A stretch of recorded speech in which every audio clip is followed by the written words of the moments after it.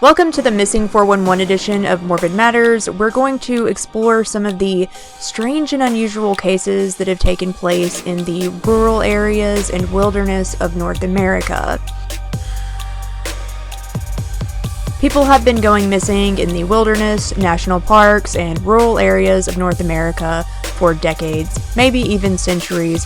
Of course, it is a very vast landscape, but we're going to get into some of the criteria that it takes for one of these missing persons cases to be classified as a missing 411 case. A former police officer turned investigator named David Politis has been credited with investigating all of these cases and compiling them into the Missing 411 series. For a disappearance to qualify for the Missing 411 series, it has to meet a particular set of guidelines. It has to have either occurred in a national park, in a rural area like on a ranch or farm, or in a public land preserve. The circumstances surrounding the disappearance have to be particularly odd or strange and have no obvious explanation. And things like mental illness or the person willingly trying to disappear doesn't seem to be the particular cause. Often children and the elderly seem to be more susceptible to these quick disappearances where it's like the people that they're with, as soon as they take their eyes off them, they're gone in an instant. But this isn't always the case, as young adults and the middle-aged have disappeared in strange manners as well in national parks and rural areas. Some of these disappearances also seem to be more concentrated in certain areas rather than others, like Yosemite National Park in California, for example. The cases we're going to talk about today are part of the Yosemite National Park Cluster Cases. Several of these cases happened in or around the same area. In August of 1968, the deceased body of an adult male was found within Tanaya Peak. This also happens to be an area where other disappearances have occurred. This man was never identified and his cause of death has never been determined. You would think that since he had been found wedged in this crevasse located around a bunch of cliffs, that he may have injuries consistent with a fall, like blunt force trauma or broken bones, but signs like that were not reported to be on his autopsy.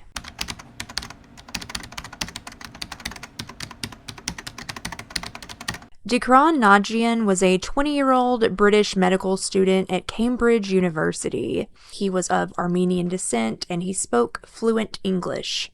Also, he was a fit, active, young, intelligent man. In July of 1972, he came to Yosemite on vacation with plans to next go to Florida. He was last seen in Curry Village on July 24th, asking a desk attendant for directions to Half Dome.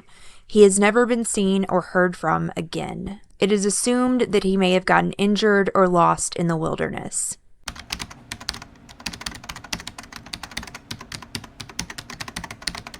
In 1976, only about a mile away from where the John Doe had been found wedged in the crevasse, a 25-year-old man named Jeffrey Estes would go missing.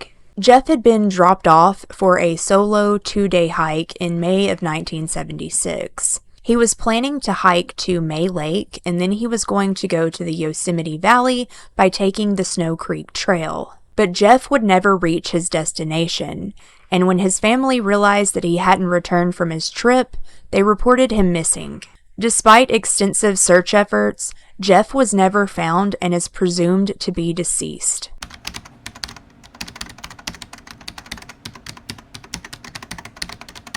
In 1981, there was yet another disappearance of a girl named Stacy Eris. Stacy was a 14-year-old girl, and she was going on a horsebacking excursion with her father and a few other friends at Yosemite National Park. After the group had been riding for a few hours, they stopped at the Sunrise High Sierra Camp, where they had booked some cabins to stay in for the night. The area that they were staying at, as well as the surrounding trails and lake areas, were supposed to be very safe zones within the park that had very little activity or sightings of predatory wild animals. Stacy and the others were winding down for the night, and they all got cleaned up. Stacy asked her dad if he would go with her and take some pictures of the scenery, but he was tired and declined. but he did tell her to go change from her flip-flops into some hiking shoes if she wanted to go for a walk. An older member of the group named Gerald Stewart, who was in his 70s, was sitting on a boulder about 100 feet away from the camp. Everyone in the group saw Stacy walk up to Gerald, and she asked him if he would take a walk with her to get some pictures. Stacy told Gerald she was looking for a nearby body of water to take photos of, which was likely to the Long Meadow area, which at the time was flooded. Gerald offered to go with her, but after a little while of walking down the hill, Gerald got tired. He was an older man, and he'd already been on horseback all day, so who could really blame him? Everyone in the group who was still at the campsite saw this happen. They were up above on the hill while Gerald and Stacy had walked down the hill towards the meadow. Gerald tells Stacy that he'd wait for her, and she continues walking down towards the lake. The other group members could see her walking, and she eventually went behind some trees and disappeared from sight. After a little while of waiting, Gerald starts to get worried, and he gathers up the other group members and they start searching the area. They were unable to find any signs or traces of Stacy, so they quickly alerted search and rescue. Gerald had also spoken to a group of people who had came from the same direction Stacy had gone, but they had not seen her. She was quickly reported missing, and hundreds of people began a very extensive search of the area. There were helicopters, search dogs. They brought out the works because this was a young girl. Stacy had gone missing in the same area as the John Doe found in the gorge and Jeff Estes. These three cases were all relatively close to each other.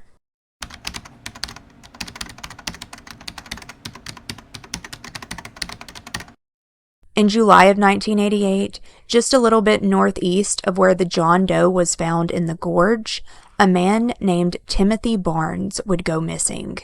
Timothy had left Tanaya Lake, where he was camping with some friends, and he was planning on hiking from the Murphy Creek trailhead to the Polydome Lakes in Yosemite National Park. This would have only been about a 3-mile walk from Tanaya Lake, where he was coming from, so he was due to be back at his campsite at 4:30 p.m. that same day. Except Timothy never returned to camp, and his friends would report him missing the next day. Again, there was an extensive search, but no trace of him was ever found. No evidence of him even being there was ever found. Timothy was declared legally dead in July of 1990, 2 years after he disappeared. His body has never been found, nor has any evidence of him being attacked or hurt. The same with Stacy Eris and the other cases. They just disappeared. In the early morning hours of May 25th, 1998, a 28-year-old man named David Paul Morrison was hiking from Yosemite Valley to Half Dome. David was an experienced hiker, but he wasn't equipped for a longer journey or overnight travel. David would never end up returning from his hike, and he was reported missing by his friends. There's not a ton of information on this case, but we do know that he has never been seen since.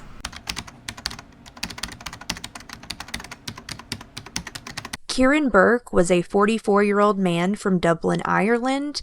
In April of 2000, he went to visit San Francisco on a solo 2-week vacation. Between April 4th to the 6th, he had booked a hotel room at Curry Village, and he was last seen on April 5th. His rental car was left abandoned in the hotel parking lot, and he failed to check out of his room on April 6th, and this is when staff ended up notifying police. Search and rescue went over the park for weeks looking for Kieran. His brother even flew in to help with the search, but no sign of Kieran has ever been found. It's believed that he ended up going hiking alone in Yosemite National Park and got lost or injured.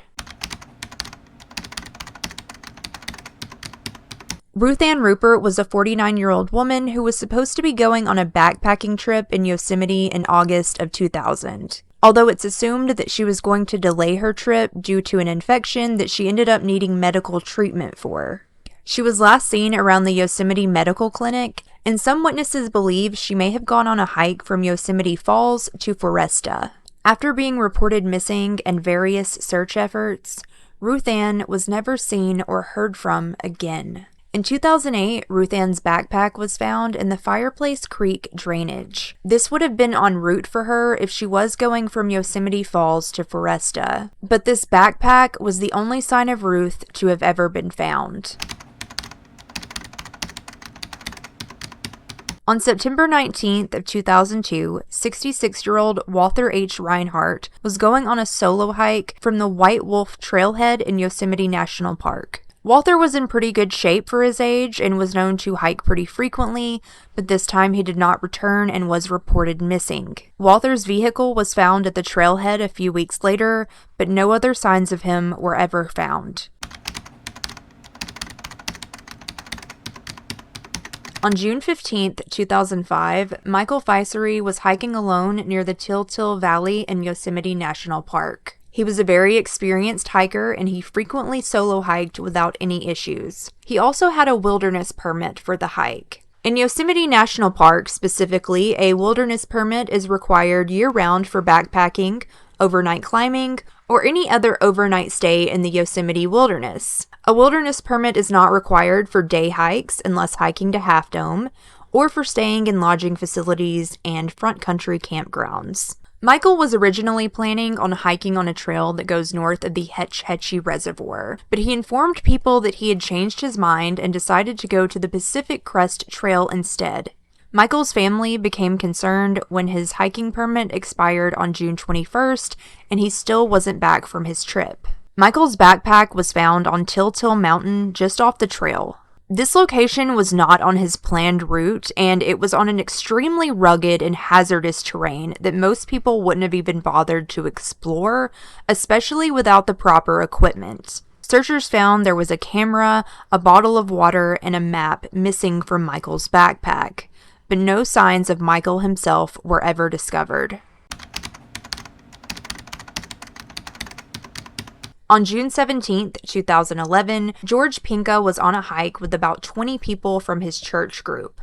The group had gone to the top of Upper Yosemite Falls, but around 2:40 p.m. they decided to split up and see different things, planning to all meet back up later to hike to Yosemite Valley. However, George never ended up showing back up to regroup with the church members. He was never seen or heard from again. Despite search efforts, no sign of him has ever been found.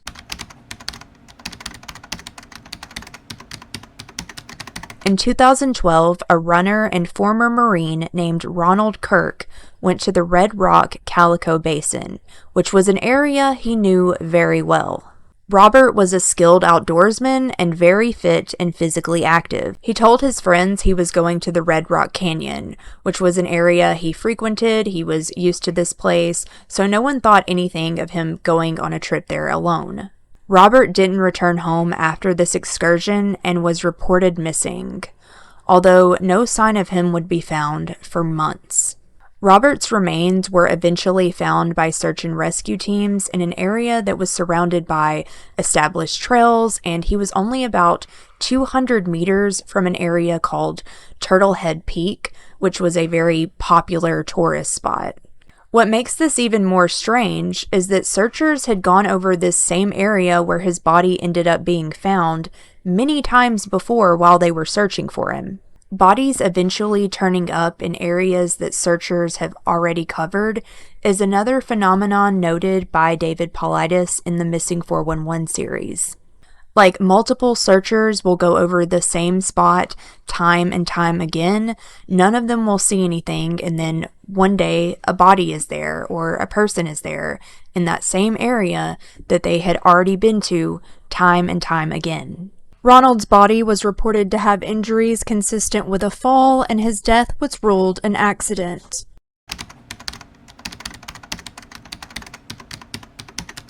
In September of 2015, a 36-year-old man named Timothy Nolan went on a solo hike for 9 days that would take him around canyons and creeks in Yosemite Valley. He was last heard from on September 1st, which was the day his journey started. He was reported missing after he failed to return home on September 9th. Search and rescue teams were sent out with dogs and helicopters to try to find Timothy, and they would end up searching for several days.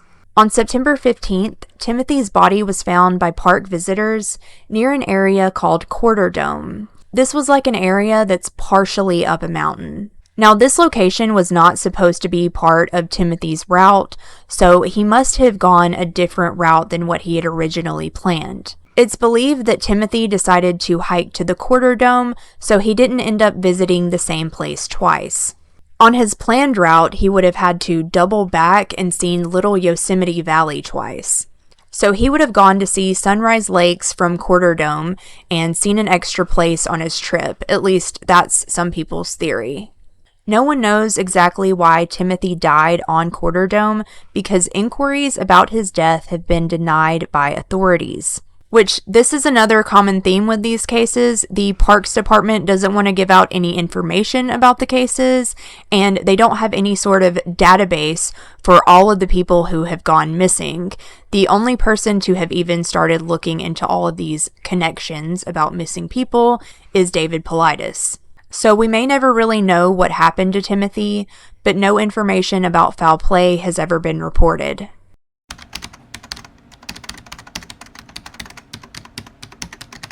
On September 17, 2016, a 75-year-old man named Peter Jackson texted his son that he was hiking to Yosemite. Even at his age, Peter was an avid hiker and in peak physical condition. This was supposed to just be a day hike, but Peter had set up a campsite at White Wolf Campground and paid camping fees through the 21st. When his family failed to hear back from him, Peter was reported missing. Authorities found his campsite undisturbed and his car parked in the parking lot of the campground, like everything was totally normal. Despite searching well into October, no signs of Peter himself were ever recovered. 3 years later, in 2019, his backpack was found, but not the man himself. Max Schweitzer was a 44-year-old man who went to an area in Yosemite National Park known as Camp 4 around sometime between January 1st to the 3rd of 2018. Max had a very different backstory compared to the others on this list, who led seemingly normal lives without any criminal history. Max was reportedly a clandestine analyst at the United States Department of Homeland Security, according to his LinkedIn profile. In 2004, he was terminated from his work as a transit planner with the San Francisco Civil Service Commission. He was terminated for unknown reasons. He had some altercations with law enforcement in the past, which included ransacking an FBI lobby in 2005. According to one article, Max had gone into the San Francisco FBI precinct and demanded to speak to FBI agents. Then he ended up causing about $7,500 in damages to the building by breaking legs off chairs in the lobby and throwing a potted plant against a wall. He was also arrested again in 2016 for threatening people with violence. Some report he may have been homeless at the time of his disappearance and living in San Francisco. Mental illness could also be possible with this case, so it's not technically a missing 411 case, but it is rather interesting because of Max's past and his possible work as a government agent. It would appear that after making his way to Camp 4, Max went off hiking in the woods and was never seen again. On January 5th, 2018, Max's rental car was reported overdue by the rental company, and it was later found at Camp 4. This is when authorities realized Max was missing. Friends and family did not report Max as missing, and it's unknown if he had anyone close to him, or if anyone even knew about his trip to Yosemite. John Blevins Cogdale III was a park ranger with the National Park Service, and he was known by coworkers to be a jolly and friendly guy. He had been off duty on August 15, 2018, when he went missing from the Upper Pines campground in Yosemite Valley. Colleagues reported him missing, and his body would be found around 24 hours later in an unknown location. This is yet another case where, unfortunately, I don't really have any details because officials have refused to release where the body was found and the cause of death. And this is highly unusual. I cover true crime cases all the time, and even in the most vile of cases, you're able to at least find out how the person died and usually where they died, or at least where they were found. People have done several Freedom of Information requests about these disappearances and about uncovering the autopsy information, but they've all been denied.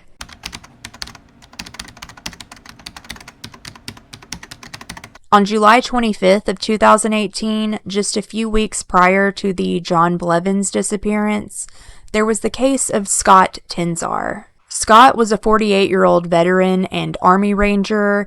He was a very experienced hiker and outdoorsman, and again in great physical condition. He was last seen at the Bridgeport Ranger District office.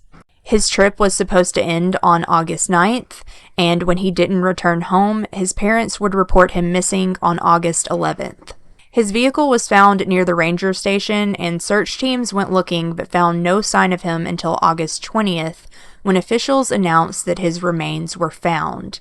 But yet again, like with some of these other cases, authorities refused to give any information other than saying that his remains were found in the northeast region of the park. They would not release the cause of death or any precise location on where Scott had died or even where his body had exactly been found. This next one is very interesting, so pay attention. In June of 2020, during prime pandemic months, Sandra Johnson Hughes would end up moving from Hawaii to California. Sandra was 59 years old. She liked to move around a lot. Friends described her as strong and independent. She was well trained in survival skills. She had no mental or physical health conditions, and she had been married twice before with no children. Sandra decided that she would quarantine herself by going on a solo camping trip in case she had been exposed to the Rona during her move. It's believed that she had planned to hike towards Yosemite. She kept in touch with her family until June 26th, and shortly after she lost contact, she was reported missing. On July 4th, she was spotted by some hikers who said that she was barefoot and had a bruise on her face. She appeared a bit disheveled, and they asked her if she needed any help or assistance, but she declined and just kept going. The next day, on July 5th, officials came across her campsite, and it was trashed. All of her stuff was scattered around everywhere, and this was highly out of character for Sandra. She was normally a very tidy person. She was super clean. Everything was neat and in its place. She reminds me a lot of myself so far. Sandra's vehicle, which was a silver Saab, was found crashed in Chiquito Creek, which was just north of her campsite. Authorities said that it appeared the car was only going about 20 miles per hour when it crashed and rolled down into the ravine. This is very unusual to crash a car only going 20 miles an hour, so some people theorize that maybe Sandra saw something in the road, and to avoid hitting it, she must have swerved and gone off into the ravine. Sandra herself was not found in the vehicle, and there were no signs of serious injury. On July 12th, Sandra's sleeping bag was found 2.5 miles north of where her car had been crashed. This was just inside the border of Yosemite National Park. On August 9th, 2 hunters reported seeing Sandra along Road 5S01 near Portuguese Creek. She was reported to be thinner looking than she was in the missing persons photos, and she was wearing overalls and a floral print shirt. The hunters said that she was just leaning against a tree, drinking water, and she didn't appear to be in any distress or try to approach them. After this last sighting, the case went cold, and Sandra hasn't been heard from since. Although in July of 2021, something happened that's worth mentioning, although I wouldn't necessarily give this story much credit. A family with 3 kids was driving down to Tanaya Peak. They passed this meadow when the 3-year-old son starts pointing to the meadow and tells his parents there's a lady lying face down with her legs straight up in the air and she couldn't speak or move. She was dead and needed their help. The parents checked the meadow and they found nothing. The family contacted the sheriff's department and they also found nothing. Supposedly, this child could identify Sandra from the missing persons posters, but the boy also said that Sandra was wearing a black shirt when he described her, and Sandra had last been seen in a floral print shirt. Personally, I think this story is just either a child's wild imagination or the parents made it up for attention. On July 25, 2021, a 69-year-old man named Richard Judd was hiking with a friend in the Sierra National Forest, which is a vast area on the California-Nevada border, and it's very close to Yosemite National Park. Richard and his hiking partner had set up a camp near Lower Merced Pass Lake and stayed the night. The next day, the pair headed off on a day hike to Red Peak Pass. This is when Richard suddenly got separated from his hiking partner and went missing. Search efforts have still not turned up any sign of Richard. The interesting thing about this case is the similarities to the Sandra Johnson Hughes case that we just went over. Sandra went missing in July of 2020, Richard goes missing in July of 2021, and both of these disappearances happened in almost the exact same area. The vehicle that Richard and his friend took to go camping was parked at the Quartz Mountain trailhead. This was very close to where Sandra's car had been found wrecked in Chiquito Creek, and it meant Richard would have walked right past where Sandra's sleeping bag was found a year prior.